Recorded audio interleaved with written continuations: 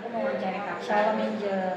Sini kan kakak sering khotbah, jadi saya mau bertanya tentang beberapa pertanyaan. Pertanyaannya, ketika membaca Alkitab secara pribadi, apa yang biasanya menjadi tantangan terbesar bagi kakak untuk memahami maksud teks tersebut? Biasanya sih yang bikin susah itu kalau misalkan topik yang lagi dibahas itu adalah topik tentang keturunan-keturunan, terus juga topik-topik yang biasanya itu ada di perjanjian lama. Itu sih kalau aku. Jadi kalau misalkan aku kayak gitu, biasanya aku buka makna aslinya, aku lihat ini konteks dekat, konteks jauhnya itu seperti apa gitu. Untuk aku, ngerti ini dalam artian apa nih, ini lagi ngebahas apa nih gitu.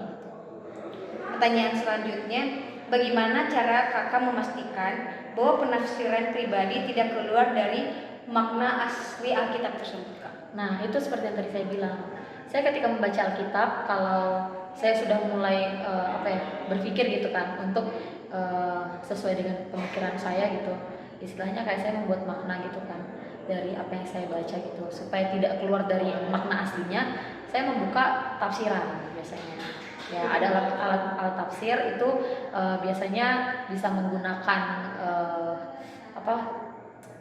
teks di buku-buku hermeneutik, atau misalkan kita juga bisa lihat di ayat-ayat paralel yang ada di perikop tersebut. Biasanya itu ada misalkan kayak kisah di Matius itu, contohnya seperti kisah Yesus meredakan angin ribut. Itu tuh di kitab lain itu biasanya ada juga dari versi lainnya, sudut pandang lainnya. Di situ aku bisa melihat beberapa perspektif itu. Jadi aku nggak salah tafsir lah.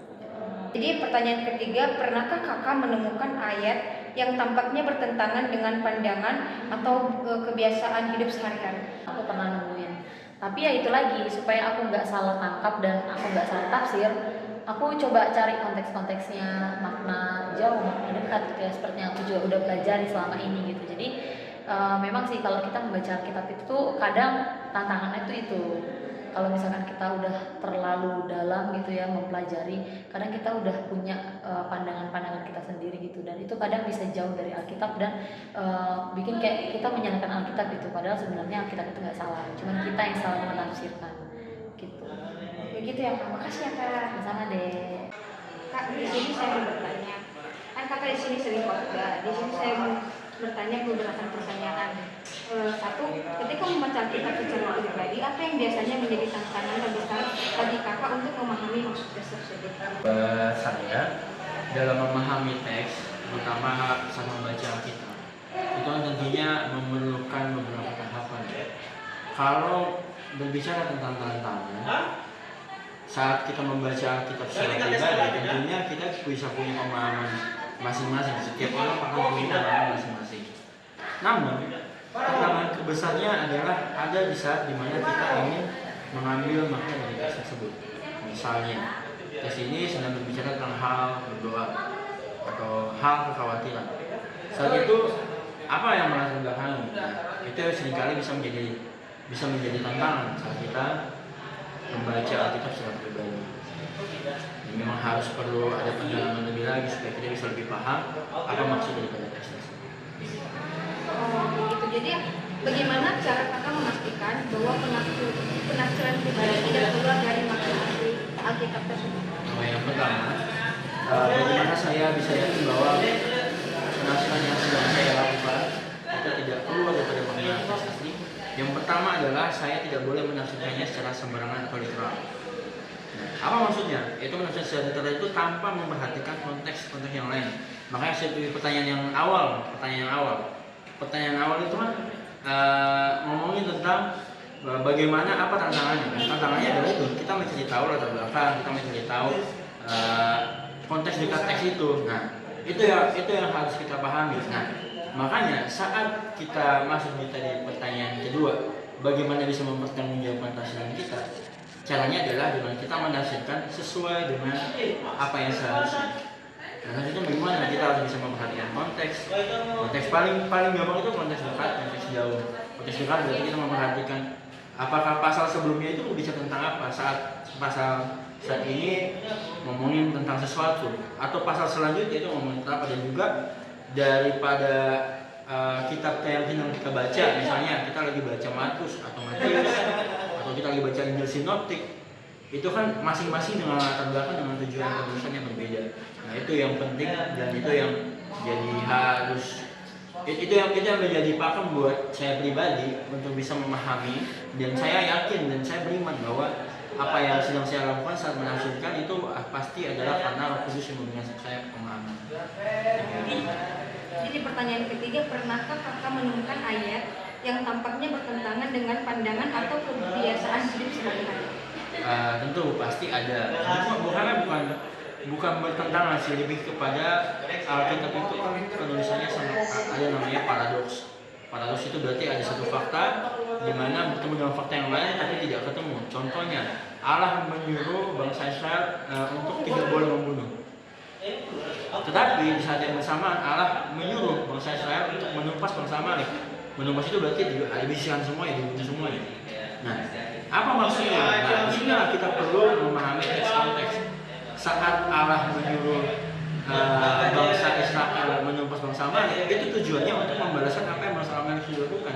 Jadi pembalasan dari bangsa Israel itu pembalasan dari Tuhan kepada bangsa Amalek itu melalui bangsa Israel. Nah, dalam hal ini seringkali kalau kita cuma baca literal aja, kita bilang jangan membunuh, orang seringkali suka salah pemahaman saat bilang Allah sendiri bilang jangan membunuh, tapi ternyata pada kenyataannya Allah juga menyuruh bangsa Israel untuk menumpas orang bangsa Amalek. Nah, ini kan jadi namanya kontradiksi, tapi ternyata tidak. Nah, hal seperti ini yang seringkali mungkin saya lihat di dalam kehidupan sehari-hari, tapi pada akhirnya saat kita memahami teks dengan benar, kita bisa mendapatkan jawabannya. Gitu. Makasih ya Kak. Shalom Karut. Shalom. Izin mau tanya Kak, di sini kan Kakak sering khotbah. Jadi di sini saya ada tugas hermeneutik. Di sini saya mau bertanyakan beberapa pertanyaan. Jadi pertanyaan pertama, ketika membaca Alkitab secara pribadi, apa yang biasanya menjadi tantangan terbesar bagi Kakak untuk memahami maksud teks tersebut? Oke, menurut saya tantangan terbesar dalam memahami maksud teks di dalam kehidupan saya yaitu mengenai latar belakang Alkitab. Karena mengapa latar belakang? Karena kita tahu sendiri ya, latar belakang itu kan berbagai macam kisah, mulai dari penulis, tahun penulis, dan berbagainya juga histori-historinya di situ. Jadi sebelum kita melakukan khotbah atau apapun, kita harus memahami dulu latar belakangnya itu seperti apa. Jadi menurut saya yang mungkin menjadi tantangan terbesar adalah kita harus memahami latar belakangnya itu lebih paham dulu, supaya kita juga bisa memahami alur ceritanya berikutnya. Jadi seperti itu. Di sini jadi pertanyaan keduanya, bagaimana cara Kakak memastikan bahwa penafsiran pribadi tidak keluar dari makna asli Alkitab? Oke, tidak keluar dari makna aslinya. Yang pertama, kita harus sering membacanya berulang-ulang. Karena kalau misalnya kita hanya membacanya sekali, kita tidak akan paham bagaimana alur ceritanya. Tetapi jika kita membacanya secara berulang-ulang terus, kita akan memahami, dan kalau kita baca berulang-ulang pasti teks-teks itu akan menyangkut di pikiran kita biasanya kan. Nah, itu akan membantu, sangat membantu sih menurut saya, akan sangat membantu kita untuk memahami tafsiran Alkitab. Dan juga yang pastinya kita mencari tidak hanya di dalam Alkitab saja, tetapi kita harus mencari sumber-sumber lainnya seperti misalnya jurnal atau buku-buku tafsiran lainnya yang menjadi pendukung selain Alkitab. Tetapi yang utama dan pertama, kita harus menggunakan Alkitab sebagai sumber kita. Dengan cara kita membaca Alkitab berulang-ulang, konteksnya, historinya, kita harus memahaminya. Setelah itu, setelah kita ingin memahaminya lebih lagi, kita harus melihat sumber-sumber lain seperti jurnal atau buku-buku tafsiran yang menjadi pendukungnya. Jadi seperti itu. Oh gitu. Di sini saya bertanya pertanyaan ketiga, pernahkah Kakak menemukan ayat yang tampaknya bertentangan dengan pandangan atau kebiasaan hidup sehari-hari?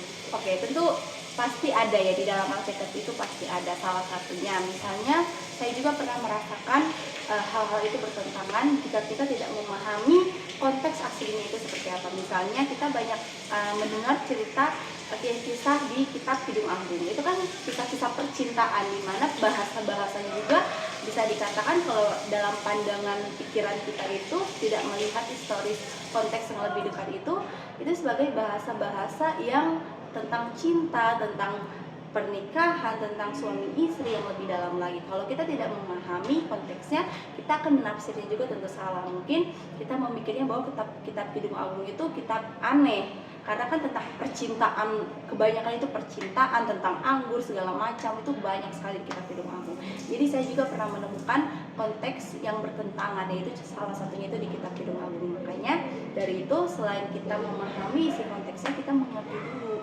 bagaimana penafsirnya, bagaimana alur-alur ceritanya dan sebagainya, sehingga kita juga tidak salah nafsir dan tidak bertentangan dengan kehidupan kita. Jadi seperti itu. Oh, begitu ya. Makasih ya Kak. Ya, oke, sama-sama.